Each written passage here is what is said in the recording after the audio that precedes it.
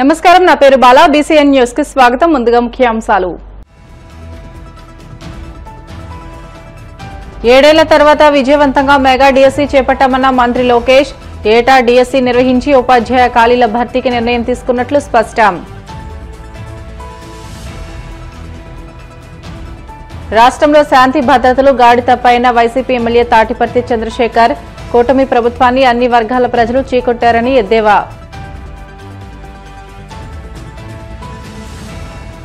గూడూరులోని శ్రీ ప్రసన్న వెంకటేశ్వర స్వామివారి దేవస్థానంలో వైభవంగా వార్షిక బ్రహ్మోత్సవాలు. శేష వాహనంపై పట్టణ పురవీధుల్లో విహరించిన శ్రీవారు.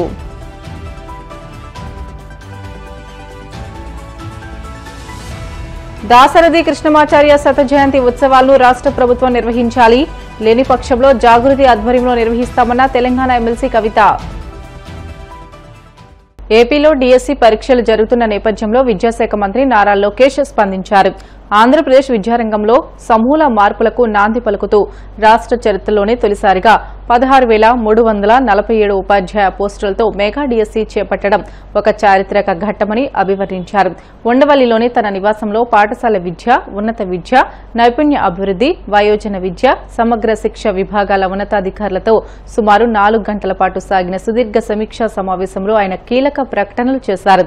7 ఏళ్ల తర్వాత విజయవంతంగా మెగా డిఎస్సీ చేపట్టామని, పగడ్బందీగా పరీక్ష ప్రారంభించిన యంత్రాంగానికి అభినందనలు తెలుపుతున్నానని వివరించారు. ఇకపై ప్రతి ఏటా డిఎస్సీ నిర్వహించి టీచర్ పోస్టులు భర్తీ చేస్తామని తెలియజేశారు.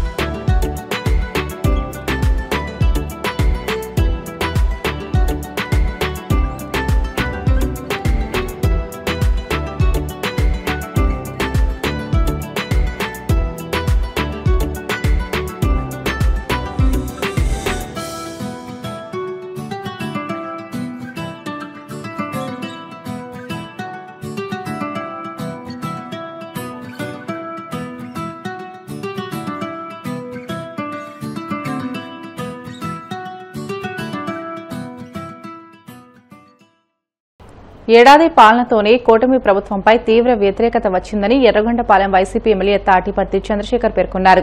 ఈ ప్రభుత్వాన్ని అన్ని వర్గాల ప్రజలు చీకొట్టారని తెలిపారు.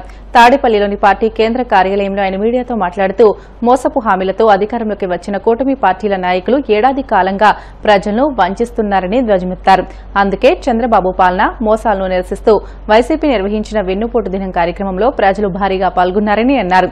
అంతకుముందే అధికార మదంతో కడపలో నిర్వహించిన మహానాడు కార్యక్రమాన్ని కూడా ప్రజలు తిరస్కరించారని ఎద్దేవా చేశారు. ఇంతకన్నా దిగజారుడు అనుకున్న ప్రతిసారి చంద్రబాబు దిగజారిపోతూనే ఉన్నారని విమర్శించారు.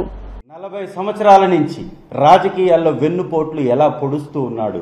కళ్లకు కట్టినట్టుగా 1 సంవత్సరం కాలంలో ప్రజలు చంద్రబాబు నాయుడు గారి కూటమి పరిపాలనకి వ్యతిరేకంగా వారి కళ్లకు కట్టినట్టుగా పెద్ద ఎత్తున తరలి వచ్చి నిన్న 4వ తారీఖు రోజున వారి యొక్క నిరసనని వ్యక్తం చేశారు ప్రభుత్వానికి వ్యతిరేకంగా. నేను అడుగుతున్న చంద్రబాబు నాయుడు గారిని, దమ్ముంటే ఈ రాష్ట్రంలో జరిగినటువంటి ఆ వెన్నుపోటు నిరసన కార్యక్రమంలో పాల్పంచుకున్నటువంటి ఒక్క జిల్లానైనా మీరు ప్రామాణికంగా తీసుకొని ఎంతమంది ప్రజలు రోడ్డుపైకి వచ్చారో వెన్నుపోటు దినం రోజు ఒక్కసారి బేరీజ్ వేసుకోండి. మీరు కూడా మొన్న ఈ మధ్యకాలంలో అధికార మదంతో, అధికారం ఉందనేటటువంటి గర్వంతో కావాలని కడపలో మహానాడు నిర్వహించారు. జనాలు లేక చీత్కరించుకుంటూ తిట్టుకుంటూ జనాలు మీరు ప్రసంగిస్తుండగానే పారిపోయినటువంటి పరిస్థితి ఒకవైపు కనపడితే, ఈ రాష్ట్రంలో ఉన్నటువంటి మీ అధికారాన్ని ఉపయోగించి ఈ రాష్ట్రంలో ఉన్నటువంటి మంత్రులని, అధికార యంత్రాంగాన్ని, తెలుగుదేశం నాయకుల్ని కుప్పలు తెప్పలుగా కమిటీలు వేసి మీరు తరలిస్తే అక్కడికి వచ్చినటువంటి జనం నామమాత్రం కూడా లేరు మీ మహానాడులో. అదే జగనన్న ఒక్క పిలిపిస్తే ఈ రాష్ట్రంలో జరుగుతున్నటువంటి అన్యాయాన్ని వ్యతిరేకంగా, అన్యాయాన్ని ఈ రాష్ట్ర ప్రజలకు తెలిసే విధంగా వైఎస్ఆర్సీపీ ఆధ్వర్యంలో వెన్నుపోటు దినమని ఒక పిలుపిస్తే లక్షలలో జనాలు పెద్ద ఎత్తున మీ ప్రభుత్వానికి వ్యతిరేకంగా వచ్చి వారి గళాన్ని, వారి వాణిని వినిపించారు. సిగ్గుపడండి. సంవత్సరం రోజుల్లో ఇంత పెద్ద వ్యతిరేకత, ఇంత పెద్ద స్థాయిలో వ్యవస్థలు దుర్వినియోగం అవుతున్నా, ఇంత పెద్ద స్థాయిలో ప్రజలు చీత్కరించుకుంటున్నా కనీసం సిగ్గుపడకపోగా మళ్ళీ ఏ కార్యక్రమం అయినా కానివ్వండి, అది మహానాడు అవ్వచ్చు, లేదా నిన్న నిర్వహించినటువంటి వన మహోత్సవం అవ్వచ్చు, ప్రతి చోట, ప్రతి సందర్భంలో, ప్రతి అధికార కార్యక్రమంలో మా ప్రియతమ నేత, మా పార్టీ అధ్యక్షులు వారు శ్రీ జగన్మోహన్ రెడ్డి గారిని నిందించటం, వారి మీద అవాకులు చవాకులు పేలడం, దిగజారిన రాజకీయాన్ని ఈ రాష్ట్రానికి పరిచయం చేస్తూ తనకి మంత్రిగా ఉన్నటువంటి వ్యక్తిని తెలుగుదేశం పార్టీ కార్యాలయంలో ఆనం రామనారాయణ రెడ్డి గారిని కూర్చొని పెట్టుకొని దిగజారినటువంటి మాటలు, ఒక సామాన్యమైనటువంటి విలువలు కలిగినటువంటి వ్యక్తి కూడా, ఒక అవగాహన లేని వ్యక్తి కూడా మాట్లాడలేనటువంటి భాషతో ఈ పార్టీలో ఉండి, ఈ పార్టీలో పదవులు అనుభవించి, ఈ పార్టీ ద్వారా ఎదిగి దివంగత మహానేత రాజశేఖర రెడ్డి గారి పుణ్యమని రాజకీయాల్లో ఎదిగి ఇవాళ వారి బిడ్డపై విచక్షణ లేకుండా మాట్లాడినటువంటి ఆ మంత్రి గారి వ్యాఖ్యలే చంద్రబాబు గారి దిగజారుడు రాజకీయానికి అద్దం పడుతున్నాయి.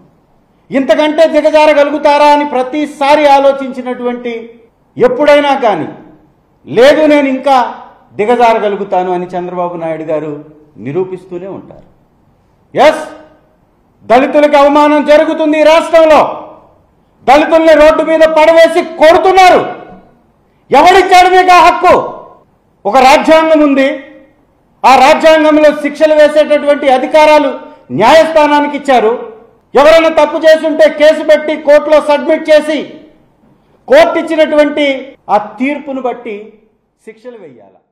తిరుపతి జిల్లా గూడూరు పట్టణంలోని రాజా వీధిలో వెలసి ఉన్న శ్రీ ప్రసన్న వెంకటేశ్వర స్వామి దేవస్థానంలో వార్షిక బ్రహ్మోత్సవాలు వైభవంగా జరుగుతున్నాయి. ఉత్సవాల్లో భాగంగా స్వామి అమ్మవార్లకు విశేష పూజలు నిర్వహించారు. శ్రీదేవి భూదేవి సమేత స్వామివారు శేష వాహనంలో భక్తులకు దర్శనమిచ్చారు. అనంతరం పల్లకి సేవ, సహస్ర దీపాలంకరణ సేవ ఘనంగా నిర్వహించారు. శేష వాహనంలో పట్టణ పురవీధిలో స్వామివారి గ్రామోత్సవం వైభవంగా సాగింది. భక్తులు స్వామి అమ్మవారిని దర్శించి తీర్థ ప్రసాదాలు స్వీకరించారు.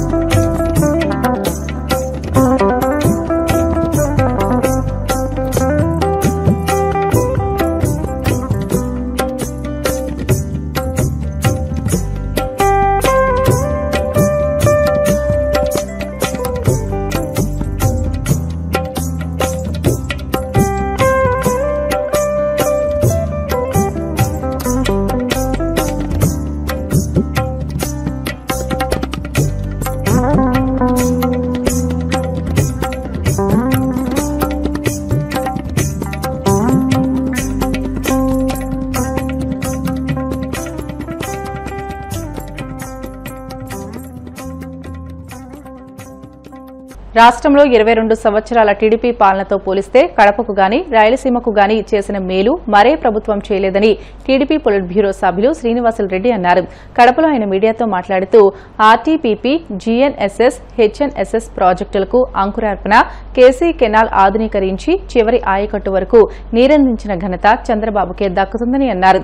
సాగునీటి ప్రాజెక్టులన్నీ టీడీపీ హయాంలో అంకురార్పణ చేసుకోగా తిరిగి చంద్రబాబు మరోమారు అధికారంలోకి వచ్చిన తర్వాత శరవేగంతో జరుగుతున్నాయని అన్నారు. గత 5 ఏళ్లలో రాయలసీమ ప్రాజెక్టుకు వైసీపీ ప్రభుత్వం ఒక తట్ట మట్టిని వేసిన పాపాన పోలేదని దుయ్యబట్టారు. తెలుగుదేశం కూటమి ప్రభుత్వ ఏడాది పరిపాలన, ఏడాదిలో సాధించిన విజయాలు, ముఖ్యంగా రాయలసీమ, కడప సెంట్రిక్గా జరిగిన మహానాడు, మహాసభ, ఇవన్నీ కూడా ప్రజలకు తెలియాలి. ప్రజలకు మీ ద్వారా తెలియాలనే ఈరోజు ఈ పత్రికా విలేకరుల సమావేశం ఏర్పాటు చేశాం.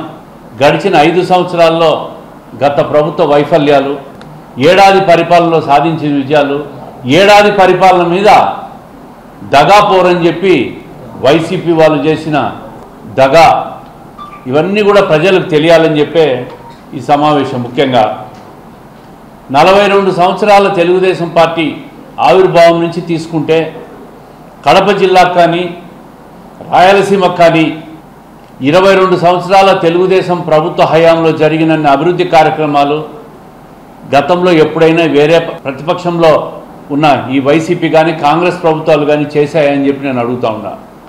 ఏదైతే కడప జిల్లాలో ఉన్న Rayalaseema thermal power project Telugu Desam ప్రభుత్వ హయాంలో జరిగింది, జీఎన్ఎస్ఎస్ ప్రాజెక్టు కానీ హెచ్ఎన్ఎస్ఎస్ ప్రాజెక్టు కానీ తెలుగుదేశం ప్రభుత్వ హయాంలో అంకురార్పణ జరిగిన ప్రాజెక్టులు, కేసీ కెనాల్ 150 సంవత్సరాల చరిత్ర కలిగిన ఆ కెనాల్ కూడా మోడర్నైజేషన్ చేసి చివరి ఆయకట్టు వరకు కూడా నీటిని తీసుకొచ్చేదానికి కృషి చేసిన నాయకుడు చంద్రబాబు నాయుడు గారు గతంలో ఆయన ముఖ్యమంత్రిగా ఉండగా. అదేవిధంగా ఎస్ఆర్బీసీ కానీ ఈ ప్రాజెక్టులన్నీ కూడా ముఖ్యంగా తెలుగుదేశం ప్రభుత్వంలో అంకురార్పణై మళ్ళీ ప్రభుత్వం మారిన తర్వాత నత్తనడక నడిచి మళ్ళీ తెలుగుదేశం ప్రభుత్వం వచ్చిన తర్వాత శరవేగంతో జరుగుతూ ఉండే. ఈరోజు హంద్రీనీవా చూస్తున్నాం, 3850 కోట్లతో హంద్రీనీవా అంతా కూడా లైనింగ్ చేస్తూ మోడర్నైజేషన్ చేస్తూ ఈరోజు శరవేగంగా పనులు జరుగుతూ ఉన్నాయి. నాబార్డు నుంచి నిధులు తీసుకొని వచ్చి రేపు జూలై, ఆగస్టుకంతా పూర్తి చేయాలనే సంకల్పంతో ముందుకు పోతా ఉంది. మరి గత 5 సంవత్సరాల్లో రాయలసీమ ప్రాజెక్టులలో ఒక్క తట్ట మట్టైనా వైఎస్ఆర్ కాంగ్రెస్ ప్రభుత్వం ఎత్తింది అని అడుగుతూ ఉండ.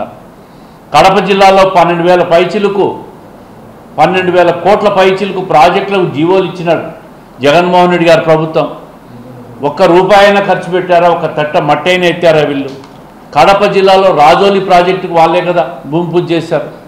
గండికోట నుంచి అదనపు లిఫ్ట్ అని చెప్పి వాళ్ళే కదా చేశారు. చక్రాయపేటకు నుంచి జీఎన్ఎస్ఎస్ నుంచి హెచ్ఎన్ఎస్ఎస్కు లిఫ్ట్ అని చెప్పి 1000 కోట్ల జీవోలు ఇచ్చినారు, పూర్తి చేసినారా? ఏ కార్యక్రమం కూడా వాళ్ళు పూర్తి చేయకుండా ఈరోజు ప్రజల కోసం పనిచేసే ప్రభుత్వాన్ని కించపరుస్తూ మళ్ళీ దగా ప్రభుత్వం చేశారని చెప్పి, ఏ కార్యక్రమాలు అమలు చేయలేదు సంక్షేమ కార్యక్రమాలు అని చెప్పి ఒక బూటకపు మాటలతో ప్రజలను మళ్ళీ మోసం చేసేదానికి రోడ్డెక్కినారు. నేను అడుగుతున్నా, ఈ కర్నూలులో రేపు హైకోర్టు అంకురార్పణ జరుగుతూ ఉంది, ఇది రాయలసీమ కోసం చేసిన కార్యక్రమం కాదా అని అడుగుతూ ఉంటా. కొప్పర్తి, ఓరవకల్లు ఒక పెద్ద పారిశ్రామిక హబ్బుగా కేంద్ర ప్రభుత్వం నుంచి నిధులు తీసుకొని వచ్చి కేంద్ర ప్రభుత్వం ఒప్పందం చేయించి వాళ్ళని ఒప్పించి తీసుకొచ్చింది ఈ తెలుగుదేశం ప్రభుత్వం, చంద్రబాబు నాయుడు గారి ప్రభుత్వం కాదని అడుగుతూ ఉన్నా. బ్రిటన్లో షార్ట్ బ్రేక్ తీసుకుందాం. Stay with us.